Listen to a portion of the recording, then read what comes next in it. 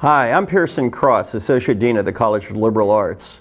Thanks for tuning in. This is the inaugural show for the college. Over the next weeks and months, we're going to be featuring professors, researchers, personalities, people who do big things in the College of Liberal Arts at the University of Louisiana at Lafayette. Thank you for joining us today. Upcoming shows, we're going to feature Barry Onsele from the Department of Modern Languages and Professor John Troutman from History. But today we have, starting at the top, Dr. Jordan Kellman. He is the Dean of the College of Liberal Arts and is going to be the eventual host of this show. So please join us, please tune in, please stay where you are, and we'll find out about this fascinating scholar who's doing so much at the College of Liberal Arts.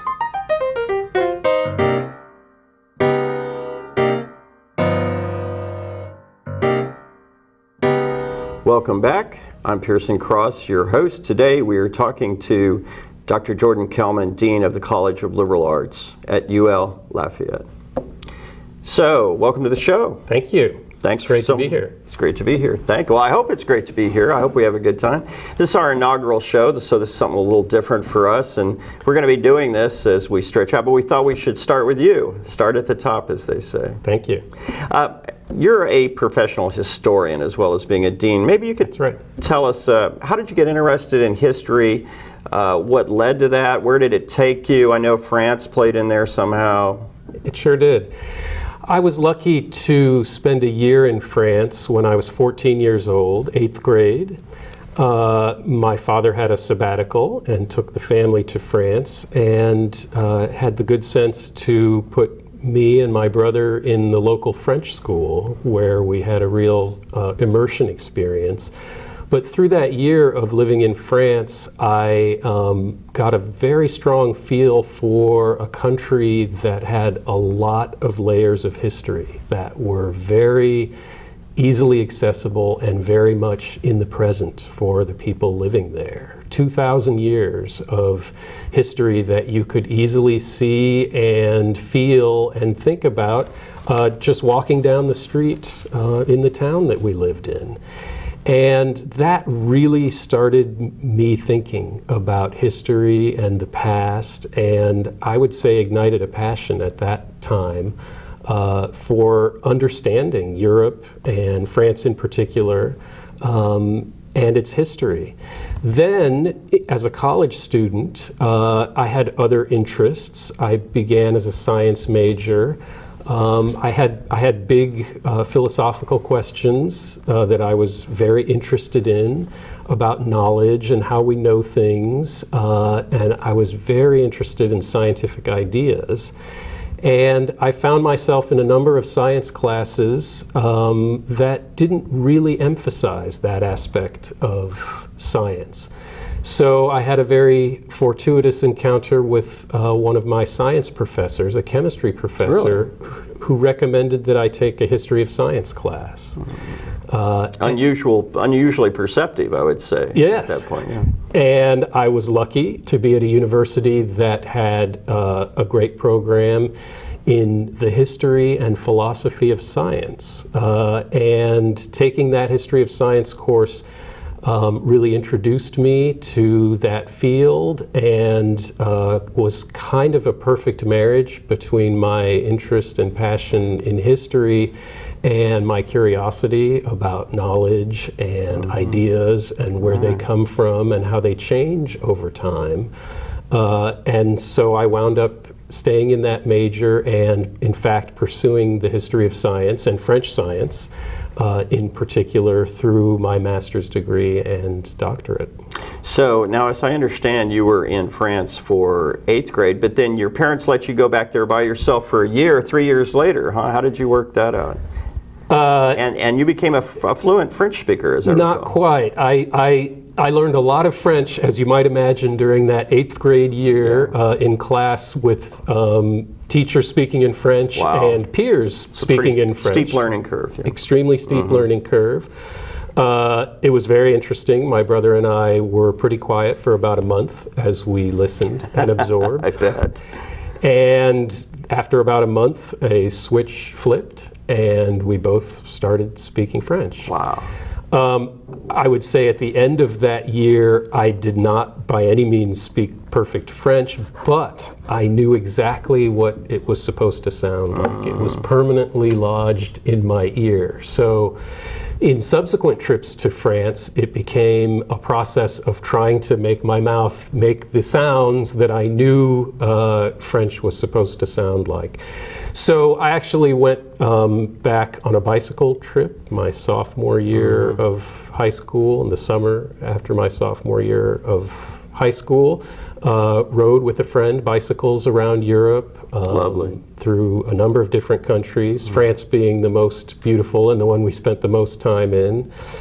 And then I returned as a junior in college to spend junior year abroad in Paris. And that year really, really changed the trajectory of my life. I was introduced to the French university system and took courses with some professors who really opened up a tremendous perspective for me on French history and the history of ideas as they had evolved in France during the Enlightenment, a period when France was really on top of the world intellectually.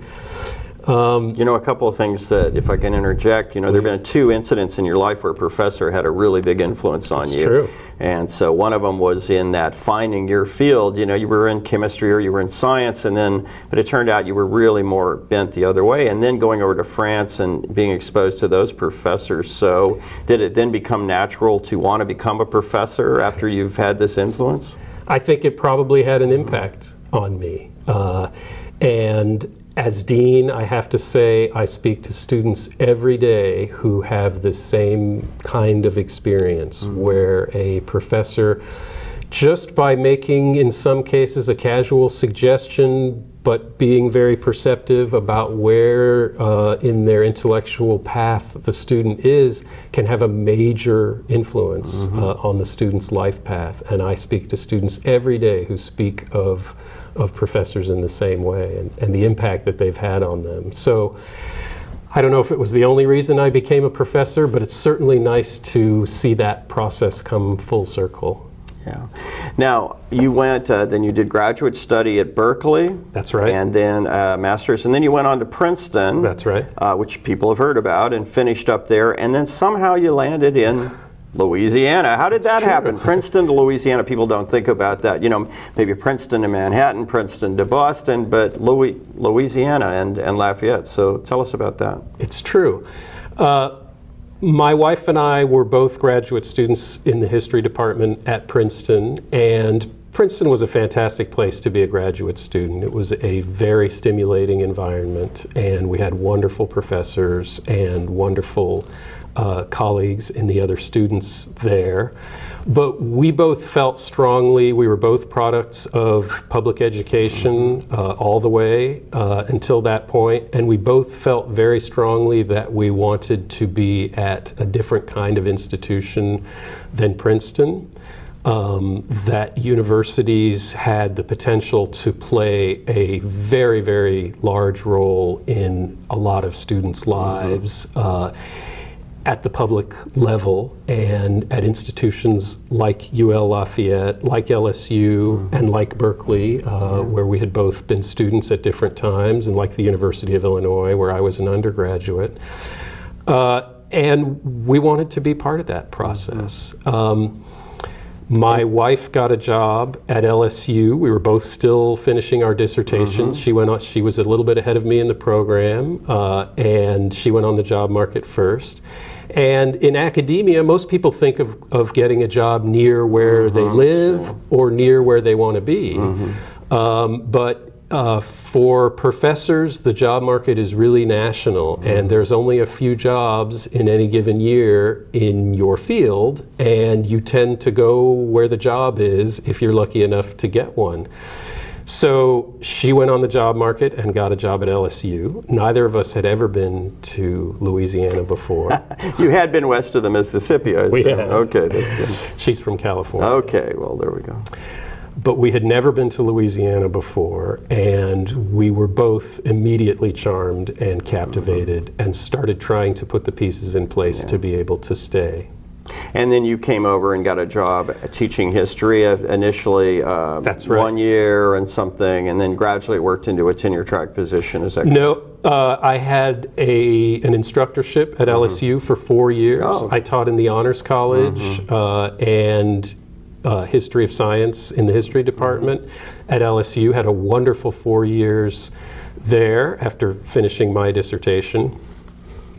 And then a tenure track job came up here at UL that was in French colonial history. Oh, perfect. And I had happened in my dissertation research to get interested in French colonial history, and I was lucky enough to get that job. Well, it seems a natural for this area, French colonial history. It was the plum job of the year among French colonial historians. It's the only place really in the United States that you can come and do French and French colonial history and feel that your research and your passion as a scholar really has a powerful local resonance, and that many people in the area share that passion and curiosity. Yeah, this is one of the unique things about UL Lafayette, the Francophone studies, and the group of scholars that are focused on the French-speaking world and interspersed, among history and sociology and anthropology and other departments, right?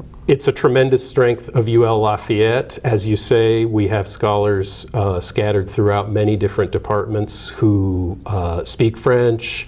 Many of them speak native Cajun French, who are very interested in French history, French culture, and the French colonial project over time. Anthropologists, historians, folklorists, just to cite a few examples. And of course, the PhD program in Francophone Studies in the Modern Languages Department brings together a tremendous group of faculty, researchers, and graduate students who are devoting their lives to this quest. Yeah. Well, it certainly makes it an exciting place to do French colonial history. So, That it does. So you taught in that. We're coming up to break, but we've got a couple seconds left. What was your favorite course when you were teaching full-time? My favorite course was the history of French travel and exploration, because it was very close to my heart and to my research interests, but it also resonated with the students. The students knew on some very deep level and felt that they themselves were the product of French travel and exploration. So learning about that history was very meaningful to them, and was a tremendous shared learning experience. That's neat. Well, we're talking today to Jordan Kellman. We're going to talk some more when we return right after this message.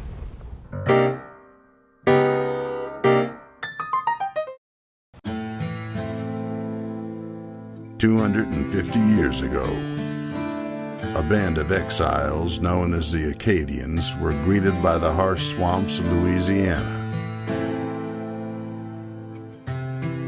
Forced to overcome the odds, their Cajun spirit endured, rippled outward, weaving itself into an infinitely diverse tapestry of cultures from every corner, that together planted the seeds of our future.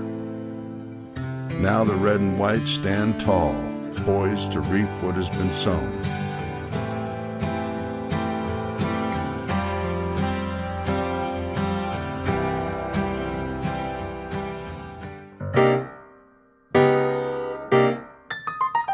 Hola, buenos días. Bienvenidos a la Universidad de Louisiana a Lafayette. Estamos muy felices de tenernos aquí hoy. Bonjour et bienvenue à l'Université de la Louisiane à Lafayette. Nous sommes très heureux de vous accueillir ici aujourd'hui, dans nos couloirs, dans nos classes, parmi nos professeurs et nos élèves. Et quoique ça peut être votre première fois ici, nous espérons bien que ça ne sera pas la dernière. Good morning and welcome to the University of Louisiana. Hi, welcome back to our Liberal Arts Showcase. Today our guest is Dean Jordan Kellman. Once again, welcome. It's good to see you. Now, you're Dean of the College of Liberal Arts. Right. It has a number of departments in it, doesn't it? So you lead a kind of a varied crew there. It's not like say, engineering or nursing, where you kind of know what you get. So tell us a little bit about that, if you would. That's right. It's the largest and oldest college at the university. It has a tremendous variety of departments and interests and research projects and subjects of teaching, all the way from the humanities, English, history, philosophy, modern languages, through the social sciences. We have anthropology, sociology, child and family studies, political science, criminal justice. Good grief. It's a lot. All the way to fields that can sometimes be considered sciences, psychology and communicative disorders, speech pathology and audiology, and fields like communication that kind of fall between all of those categories. Interesting. Is it, so you're charged with leading all those? Is it kind of like herding cats or something? It sounds like everyone going in different directions. Sometimes it can be, but it also has the advantage of being a leadership position where all of the people who are faculty within the college are very, very passionate about what they're doing and very dedicated to what they're doing. So I often feel in my position as dean that I'm just sort of managing things around the edges and nudging things a little bit in one direction or another, and trying to keep things moving along that are very much self-propelled and really driven by the passion of the faculty and the students. So you came in, you know, you're a historian of France, France colonial and so on, and all of a sudden you're kind of in charge of social science departments, of scientific kind of departments. That must be a pretty steep learning curve overall. Yes, there was certainly a lot to learn. But when you first started in administration, I think you started working with study abroad, right? Building on some of your French background, is that right? That's correct. Shortly after I came to UL Lafayette, I was made interim director of study abroad and chair of the faculty study abroad committee. And that was a natural position for me because I had both been a study abroad student. I'd studied abroad for a year in Paris, and I had taught on several study abroad programs. It was something that had had a big effect on me and my life, and something I very much believed in, the educational power of study abroad. So I felt that it was a natural position for me, and I enjoyed it. Now, study abroad's kind of a natural self for you. I think it encapsulates or describes kind of what you think perhaps liberal arts brings to students. Maybe you could talk about that a little bit. Yeah, the study abroad experience in many ways is a distillation of the experience of a liberal arts education. It's exposing people to different points of view. It's showing people that there are a number of different ways of approaching even basic aspects of life that most of us take for granted because we've never known them to be any different than the ones that we grew up with. So when you're a student and you're living in a foreign country and studying in a foreign country, you have this combined effect of the foreignness of the place where you are and the people who are there, and all of the ideas and information that you're processing and taking in, and it really changes people. We have had hundreds, thousands of students come through study abroad. I've been involved in study abroad my entire 15-year career at UL. We've had thousands of students come through, and I've never met a student who didn't say that it was one of the best decisions they ever made. I've never met a student who didn't think that it was worth every penny that they paid. And for all of them, it really became a kind of touchstone of opening up their minds to different possibilities in life. In the same way that, in general, a liberal arts education does for students. But for the study abroad student, they get something extra, which is an education in traveling as well. And most of them turn into lifelong travelers. I think that's the thing with liberal arts education. You can't really tell what you're going to get until you get it. And it's hard to describe it to people. That's right. But the best researchers and teachers in every field, I think you would probably say, open up students to transformative experiences and get them to see the world differently. So is that something that's you think's offered by all the fields? There's no question that, diverse though our offerings are, and our departments and researchers and professors are in the College of Liberal Arts, there is a thread that ties it all together, and there is a core set of values and beliefs within the college.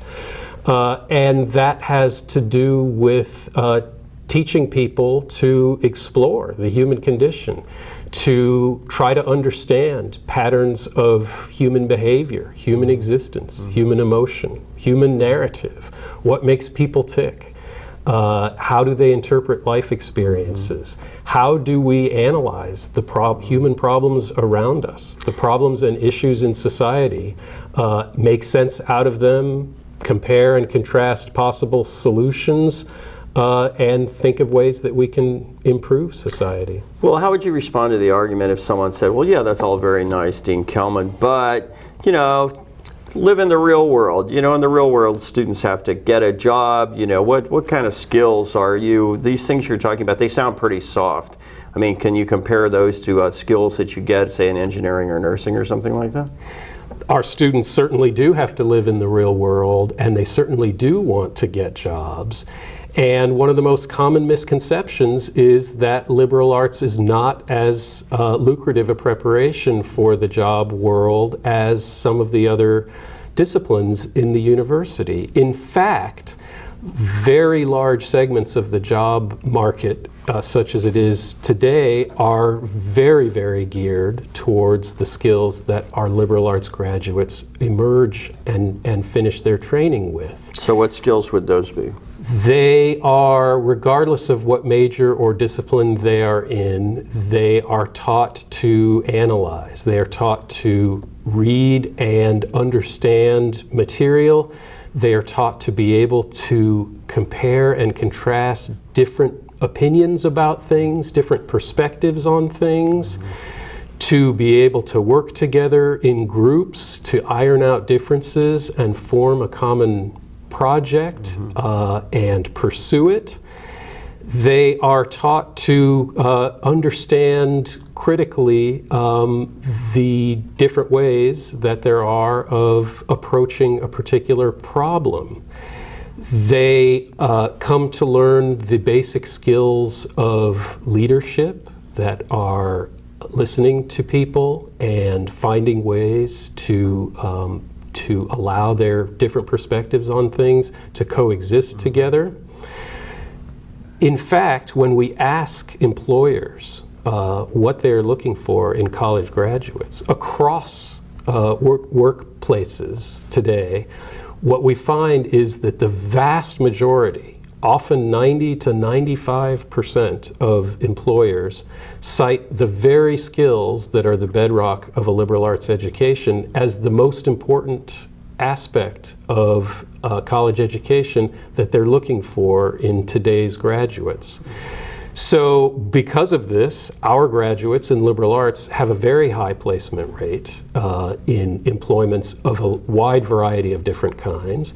And this is one of the things that is a little bit more difficult to communicate, that for many liberal arts students, they are not training for one particular job or one particular career, and it's very difficult to track statistically all of the places that our students go.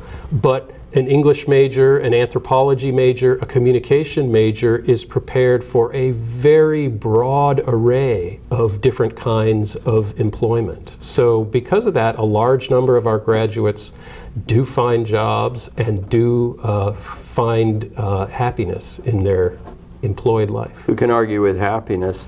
So the College of Liberal Arts, there are 160 or so professors in the college, people working in different areas and so on.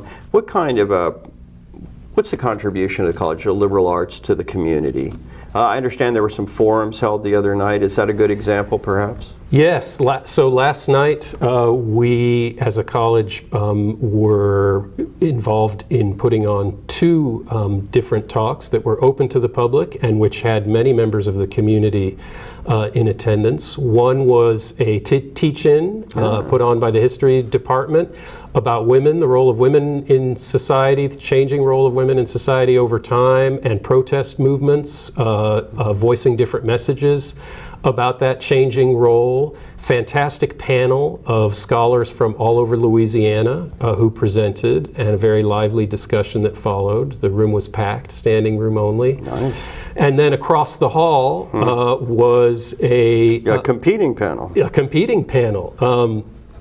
An event in the Caliste Saloom Chair's lecture series having to do with state constitutions, and two scholars who study state constitutions professionally talking about the possibility of a state constitutional convention happening in Louisiana, and what the forces that bring about such drastic events are, and to what extent we're poised for such an event right now.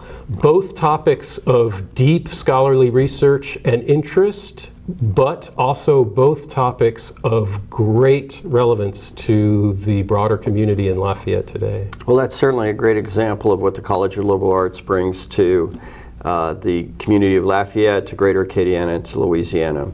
We have been talking with Dean Jordan Kellman today on our College of Liberal Arts Showcase. Certainly thank you for tuning in, and we're very hopeful that you enjoyed the show. We'd ask you to tune back in and see additional shows with additional scholars who make a difference in Louisiana and Lafayette today. Thanks for listening. Thanks for coming. Thank you, Pearson.